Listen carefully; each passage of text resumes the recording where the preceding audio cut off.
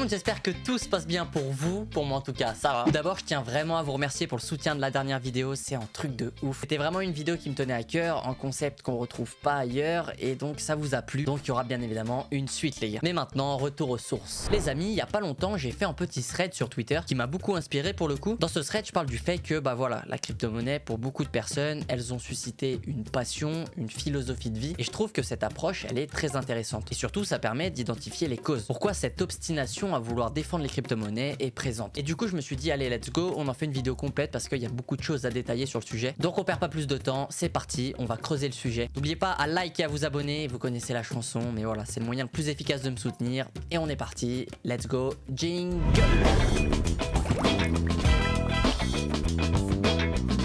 Dans le thread, pour connaître les idéologies des crypto-monnaies et les secrets qui s'y cachent, c'est important de revenir à nos racines humaines, à la base, au fondement. Dans nos origines humaines, l'être humain a toujours prôné la liberté. C'est ce qui nous permet de vivre, on est libre. On est capable de choisir, de décider de notre destin. Et on possède aussi des droits qui font de nous des êtres. C'est ce qui permet à notre société d'évoluer. Mais dans un système hiérarchique comme le nôtre, parfois, certains abus peuvent avoir lieu. Ce qui crée en nous une certaine frustration, l'impression de ne pas être reconnu à sa juste valeur. Et à force, avec le temps, quand on pousse le bouchon un peu trop loin, certaines idéologies naissent pour faire office d'alternative et se faire entendre par le biais d'un travail dur et acharné qui défendent des idéologies. Pour les crypto-monnaies, c'est l'idée d'une décentralisation du système financier. Et donc, pourquoi ça parle à autant de personnes une fois qu'ils s'y sont intéressés, outre que par la valeur financière de l'asset, parce qu'on y reviendra après, tout simplement parce que le message qui se cache derrière cette création, c'est un message de liberté fondamentale, qui défend le fait de posséder, d'être propriétaire de son argent, puisque c'est quelque chose qui se perd de plus en plus avec le temps et avec la centralisation du système financier actuel, qui est un système opaque. Et en tant qu'humain, c'est quelque chose qui nous parle automatiquement. C'est une prise de conscience qui se réveille, pas pour tout le monde, mais en tout cas pour ceux qui ont pris le temps de s'y intéresser. Et on se rend compte que, bah, au final, même cette liberté a été insultée, et donc on veut la protéger. Je parlais tout à l'heure que beaucoup ont connu Bitcoin par rapport à sa valeur financière qu'il dégage, et non pas par ses fondamentaux. Ce qui est d'ailleurs très normal côté humain. L'appât du gain attire l'attention, c'est normal. Mais cette fascination pour l'enrichissement, elle a fini par évoluer avec le temps, pour une prise de conscience de la valeur fondamentale des crypto-monnaies. Attention, elle n'a pas disparu, c'est normal de vouloir faire des profits pour s'enrichir. Et Bitcoin a une valeur financière, donc automatiquement, soit on peut gagner de l'argent, soit on peut en perdre. Et donc, Bitcoin, c'est un peu comme une morale vis-à-vis de notre société. Il a attiré un grand nombre de personnes grâce à sa valeur financière qui a provoqué en nous des émotions et qui a fait par la suite la une des médias, etc. Mais il en a retenu en certain nombre, avec un message intérieur qui dit « Eh oh les gars, là faut se réveiller ». C'est ce qui fait qu'aujourd'hui, même en bear market, quand beaucoup de personnes se sont désintéressées des crypto-monnaies, on a des personnes qui travaillent sur de nouvelles solutions, des innovations pour rendre compréhensible et accessible ce milieu. Et donc, bien qu'il ait été créé en 2010, donc ça commence quand même à faire vieux, Bitcoin reste dans l'air du temps. Il n'est pas obsolète. Et c'est ce qui fait la beauté de cette technologie. Maintenant qu'on a compris pourquoi Bitcoin est un symbole d'espoir, qui est en accord avec notre nature humaine, on va se pencher sur la météo du jour. Alors comme vous pouvez le voir, dans l'est de la France, oh ça va, faut bien déconner un peu. Non, plus sérieusement, on va se pencher sur le côté démocratisation, qui est tout aussi important. Puisque c'est ça aussi qui soutient le fait de croire que c'est une révolution qui se prépare. Et pour le coup, là je vais m'appuyer sur la charte de Bitcoin. C'est rare que je le fasse, je suis pas trader, mais là il y en a besoin. Mais juste avant de commencer, vous le savez sûrement, Bitcoin a été créé pour devenir un moyen de paiement électronique pair à pair, sans passer par un intermédiaire, comme une banque par exemple. C'est ce qui est noté dans le white paper. Et c'est ce qui fait aussi sa valeur aujourd'hui. Le prix qu'il a actuellement, peu importe quand vous regardez cette vidéo, significativement, c'est le prix que aujourd'hui une personne est prête à payer pour avoir du Bitcoin. C'est l'offre et la demande. Si le Bitcoin monte à 60 000, c'est que derrière, il y a des personnes qui sont prêtes à l'acheter à 60 000. Et donc, on pourrait interpréter ça aussi comme quoi, s'il monte à 60 000 $, c'est que des personnes sont prêtes à payer ce prix-là pour pouvoir échanger de la valeur de manière décentralisée, si on se base uniquement sur l'aspect fondamental. Alors ce serait une réponse plutôt correcte et même carrément en accord avec les idées de son créateur Satoshi Nakamoto, mais les fondamentaux ont aussi des limites. Et quand les beaux jours reviennent, les opportunistes font aussi leur apparition. Mais quand on dézoome sur la charte graphique du Bitcoin, il y a quelque chose qui saute aux yeux, sa démocratisation. Et c'est pour ça qu'en période de bear comme on vit actuellement, on a une tranche de prix que j'estime en tout cas de mon côté, si pour vous c'est pas le cas, l'espace commentaire est fait pour ça, de la vraie valeur de Bitcoin par rapport à sa démocratisation. Je dirais que c'est le vrai prix actuel de la valeur du Bitcoin, en enlevant l'aspect de spéculation, même si comme d'habitude je le redis, la spéculation est plus ou moins présente. C'est pour ça aussi que les périodes bear, même si ça fait mal, elles nous reconcentrent sur la base et sur sa vraie valeur. Regardez d'un peu plus près, je vous apprends rien, à chaque fin de bull run on a un retracement. Et là vous allez me dire, waouh vraiment truc de fou,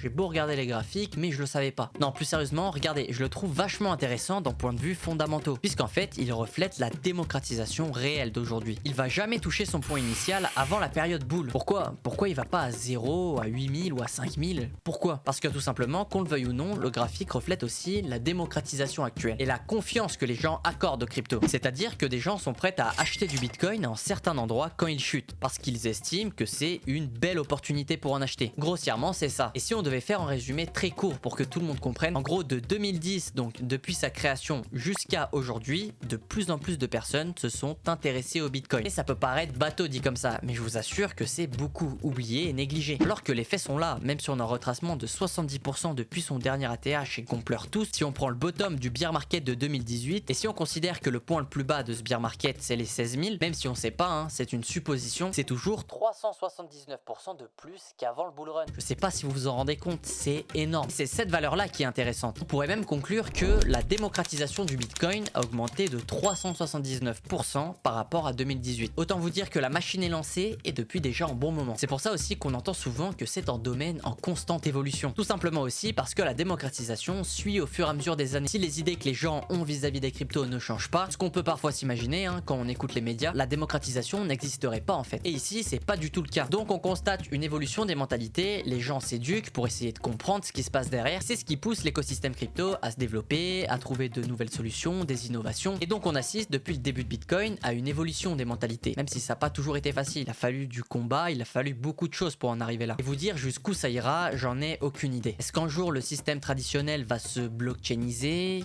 Aucune réponse. Mais ça peut être probable si on s'appuie sur les éléments actuels. Parce qu'après, bien évidemment, plein d'éléments rentrent en compte pour pousser ou alors freiner l'adoption des crypto-monnaies. Mais je reste bullish. La dernière chose dont je voulais vous parler, c'était le côté use case, le côté pratique et accessibilité des crypto-monnaies. À ses débuts, Bitcoin était plutôt difficile d'accès. Il fallait être du domaine pour connaître son existence, être en cryptographe ou alors être quelqu'un de très intéressé à l'informatique. C'est la même chose qui s'est passé avec Internet. Au début, c'était aussi difficile, peu esthétique, il fallait être du domaine. Et bah avec la crypto, c'est pareil. Au début, les transactions était lente, l'expérience utilisateur horrible. Bref, une personne venant pas de ce domaine se serait perdue, c'était compliqué. Et avec l'arrivée de nouvelles têtes dans l'écosystème, de nouvelles personnes qui s'y sont intéressées, des solutions ont été développées pour rendre l'accès plus facile. Là, je parle surtout pour les développeurs blockchain, notamment avec Ethereum qui a facilité l'accès au développement, pour permettre à n'importe qui, avec quelques lignes de code, de déployer des smart contracts et donc de développer des projets sur la blockchain. Par la suite encore, on a eu l'accès à l'achat pur des crypto-monnaies qui a été amélioré grâce aux plateformes d'échange qui étaient visuellement correctes, qui a poussé aussi à l'adoption puisque l'expérience utilisateur est aussi énormément importante. Donc c'est tout un fil, un écosystème qui s'est créé à partir d'une base qui est le Bitcoin. Et ça continue d'évoluer, notamment avec l'arrivée de la DeFi. Et c'est sûrement pas fini, plein de choses nous attendent et c'est ça qui est beau. Donc c'est grâce à tous ces petits secrets qui se cachent derrière les cryptos, qui sont apparents, voilà, qu'il faut venir chercher, qu'on arrive à se faire une idée de l'impact que les crypto-monnaies ont déjà sur notre vie. C'est plein d'éléments qui se rencontrent, que ce soit humainement parlant ou alors côté finance, qui forment une sorte de boule avec le temps, qui grossit,